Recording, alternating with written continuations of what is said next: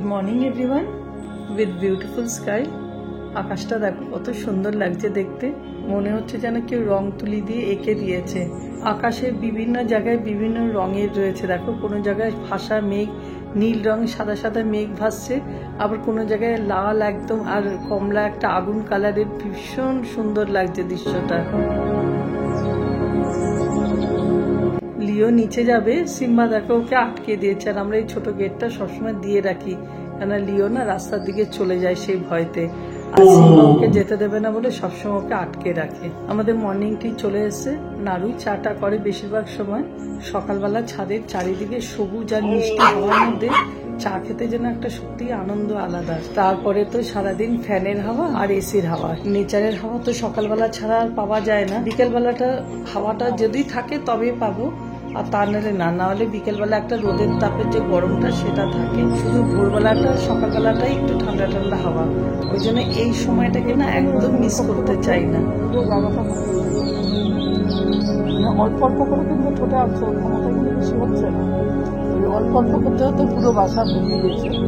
এটা দিয়ে এক্সাম্পল, তুমি যদি যে কোনো জিনিস ছোট্ট ছোট্ট করতে করতে কিন্তু তুমি এটা বড় একটা জিনিস বলো কতটুকু করে কাউকে দেখুন ঠোঁটে আসছে, আজকের মধ্যে দেখো পুরো ভরিয়ে দিয়েছে। তার মানে পরিশ্রম করলে সাকসেস হয়, হচ্ছে অল্প অল্প করতে করতে বড়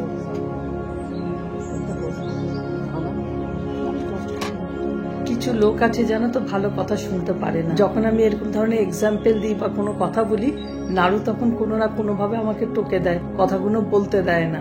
নাড়ুকে এক্সাম্পলটা দিচ্ছি, একটা ছোট্ট পাখি ছোট ছোট জিনিসগুলো এনে কত সুন্দর জায়গাটাকে ভরিয়ে একটা বাসা বাঁধলো। মানুষ যদি চেষ্টা করে সবই পারে, আর মানুষ যদি চেষ্টা করে ছোট ছোট জিনিস দিয়ে কিন্তু একটা বড় কিছু করতে পারে। কিন্তু এক্সাম্পলটা নাড়ুর একদম পছন্দ হয়নি, ভালো লাগেনি, কেন এইসব জায়গা থেকে ও 10 হাত দূরে থাকে।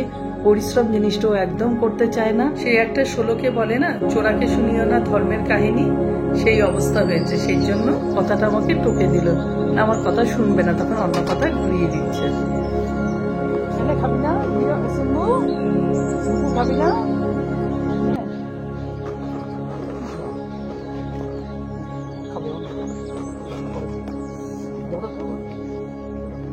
এই প্রথম আমার গাছে কুমড়ো হয়েছে। আজকে কুমড়োটাকে হারভেস্ট করে নেবো, কারণ বৃষ্টি পড়ছে। কুমড়োটা যদি নষ্ট হয়ে যায়, অলরেডি ছিদ্র পোকা অনেকটা ছিদ্র করেছে, এখন কাটার পরে জানতে পারবো যে কুমড়োটার কি অবস্থা আছে। কুমড়ো ফুলগুলো তুলে নিচ্ছি, আশায় রয়েছে যদি আরেকটা কুমড়ো হয়। এর আগে একটা কুড়ি নষ্ট করে দিয়েছে, অনেকটা বড় হয়েছিল কুড়িটা, ফল ছিদ্রকারী পোকা ওটাকে নষ্ট করে দিয়েছে। এবার যদি কুড়িটা আসে, অন্যরকম একটু ব্যবস্থা নেবো, দেখি পোকাটা যাতে ফল ছিদ্র না করে, কেন অত সুন্দর সুন্দর জিনিসগুলো হয় পুরো পোকাটা নষ্ট করে দেয়।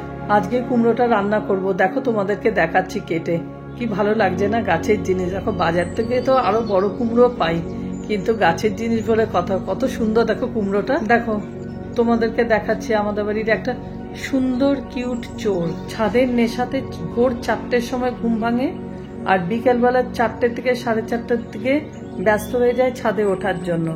মিডিল টাইমটাতে প্রচন্ড কড়া রোদ থাকে বলে ওঠে না, আর সকালবেলা যতটুকু টাইমে আমরা থাকবো ততক্ষণ থাকবে। আমরা নিচেও চলে যাই, তখন অব্দি কিন্তু নিচে যাবে না, স্রেফ জবা ফুল খাবে, জামরুল খাবে, এসবের নেশায়। আরেকটা জিনিস দেখাচ্ছি, সিম্বা এখানে দাঁড়িয়ে রয়েছে, লিও পটি করতে গেছে।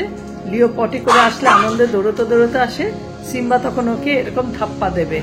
ভালো, ওরা খেলে দেলে সব ভালো, কিন্তু যখন ঝগড়াটা বাঁধে, লিওটা তো ছোট আর সিম্বাটা বড়, সিম্বা বুঝতে পারে না, দাঁত ফাত পুরো বসিয়ে দেয়, ওকে এত জোর কামড়ায়, তখন ওর প্রচুর রক্ত বেরোয়, স্রেফ ওই ভয়টা। এর জন্য আমরা একটু ওকে দূরে দূরে রাখি। আজকে অনেকগুলো জানো তো জামা কাপড় সেলাই করবো, আর কিছু জামাগুলো নতুন বানাবো। কেন বলছি, অনেক কটা জামা হাফ কেটে রেখে দিয়েছে, অনেক দিন হয়েছে, আজ করি কাল করি বলে বলে না কুড়েমিটা সত্যি করছি না, আর কাজ না করে করে যেন আরো কুড়ে হয়ে যাচ্ছি। এগুলোর একটু সেলাই খুলে গেছে, ডেলি ইউজের গুলো, ওই জন্য এগুলো সেলাইটা করে নেব।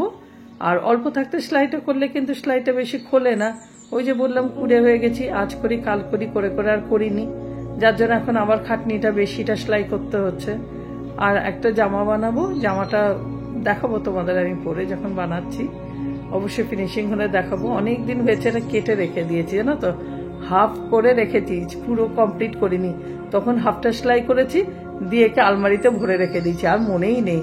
বাদ বাকি আবার সেদিন জামা বার করতে গিয়ে দেখলাম যে আরে জামাটা তো পুরো সেলাই করিনি, আজকে পুরো কমপ্লিট করে ফেলবো।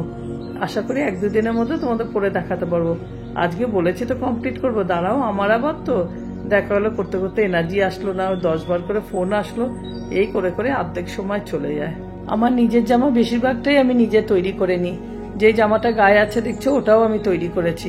বেশিরভাগ জামা আমি নিজেই বানাই।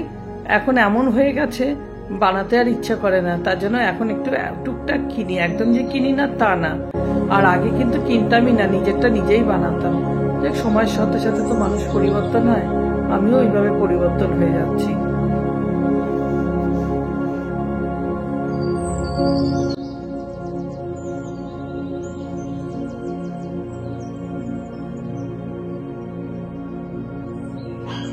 সেলাই করতে বসে হঠাৎ দেখছি লিও এত চেঁচাচ্ছে, আর নাড়ুও দেখছি দৌড়োদৌড়ি করছে, আর সিম্বাও দেখছি খুব চেঁচাচ্ছে। আমি যে কি হলো, বলছে হনুমান এসছে, গাছে অনেক কটা বেদানা হয়েছে, জামরুল রয়েছে, সবেদাও প্রচুর রয়েছে, এ তো হনুমান পুরো নষ্ট করে দেবে। ওরা খেলে ভালো, কিন্তু খাবে কম, নষ্ট করবে বেশি। এর আগেও আমার গোলাপ গাছ পুরো একদম নষ্ট করে দিয়ে গেছে গত বছর।